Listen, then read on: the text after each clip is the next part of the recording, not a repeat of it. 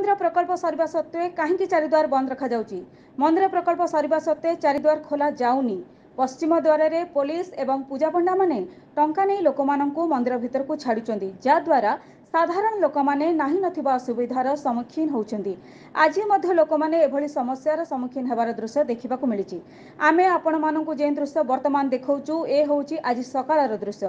କେବଳ ପଣ୍ଡାମାନେ ପଶ୍ଚିମ ଦ୍ୱାରରେ ପ୍ରବେଶ କରିବେ ବୋଲି ପ୍ରଶାସନ ନିଷ୍ପତ୍ତି ନେଇଛି, ଯଦି ସାଧାରଣ ଲୋକ କ'ଣ ଏଠି ଭକୁଆ? ଜଗନ୍ନାଥ ସମସ୍ତଙ୍କର ନା କି ପଣ୍ଡା ବା ପ୍ରଶାସନର? ଏକଥା ଆମେ ନୁହେଁ, ଏକଥା ଜନସାଧାରଣ ପ୍ରଶ୍ନ କଲେଣି।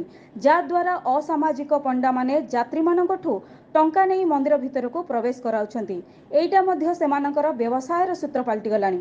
ଗରିବ ଯାତ୍ରୀଟିଏ ଟଙ୍କା ନଥିବା କାରଣରୁ ବହୁତ ହଇରାଣ ହରକତ ହେଉଛନ୍ତି। ଏମିତିକି ପୋଲିସର ଧକ୍କା ଖାଇ ବାଧ୍ୟ ହୋଇ ଘରକୁ ମଧ୍ୟ ଫେରି ଯାଉଛନ୍ତି ଏବଂ ମହାପ୍ରଭୁ ଜଗନ୍ନାଥଙ୍କ ଦର୍ଶନରୁ ସେମାନେ ବଞ୍ଚିତ ରହୁଛନ୍ତି। ପୁରୀରୁ ବିଦ୍ୟାଧର ମିଶ୍ରଙ୍କ ରିପୋର୍ଟ, जनशक्ति टीवी।